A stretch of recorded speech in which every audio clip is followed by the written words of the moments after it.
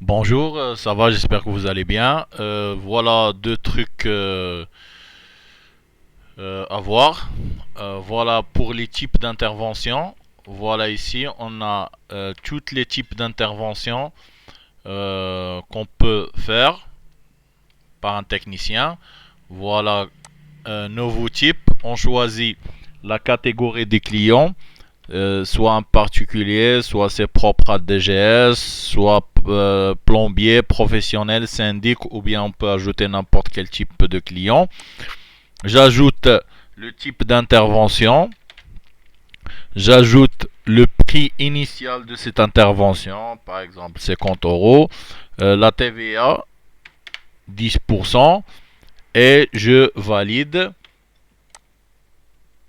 Voilà, si je cherche, voilà cette intervention, ce type d'intervention.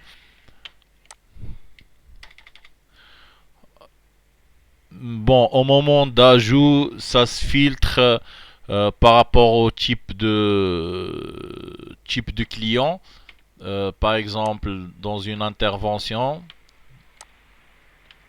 si on a un client qui est particulier, on aura toujours les types d'intervention pour un particulier. S'il est un syndicat, la même chose. Professionnel, même chose. Si on ajoute un autre type, c'est toujours la même chose. L'application est flexible sur ce niveau-là. Bon, pour la consultation d'intervention, voilà, j'ai ajouté la localisation d'intervention.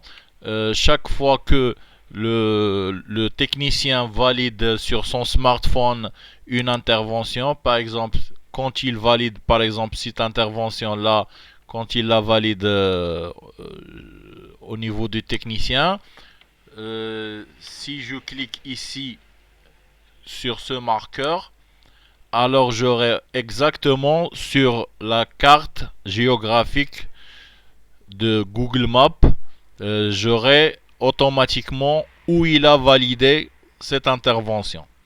Alors comme ça, on aura toujours la place de validation pour voir exactement si le technicien valide ses interventions chez le client ou bien dans une autre dans un autre endroit.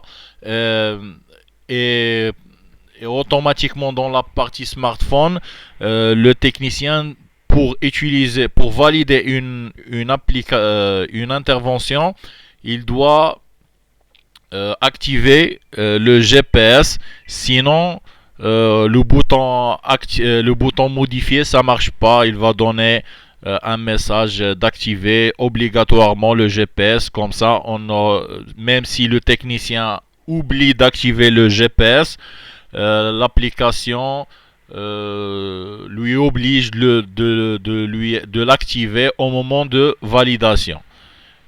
Ça, c'est une question d'obligation pour le technicien.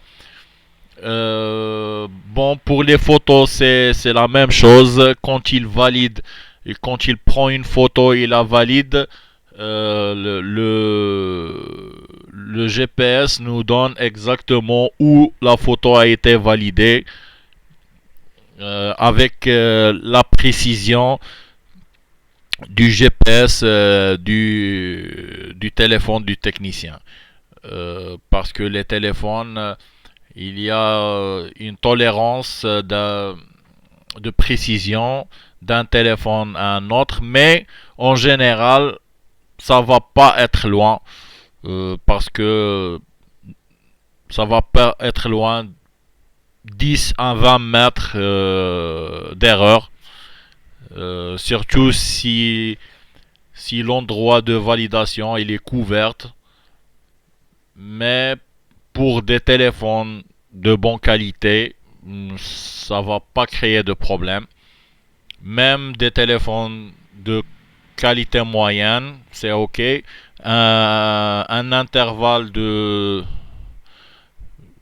d'erreur de 10 à 20 mètres, ça nous donne toujours l'endroit presque exact où l'intervention a été faite. J'espère que tout cela et nous sommes dans la bonne voie. J'espère s'il y a des modifications, des propositions à faire. Merci de me le dire pour faire l'application désirée avec la méthode la plus simple. Et merci.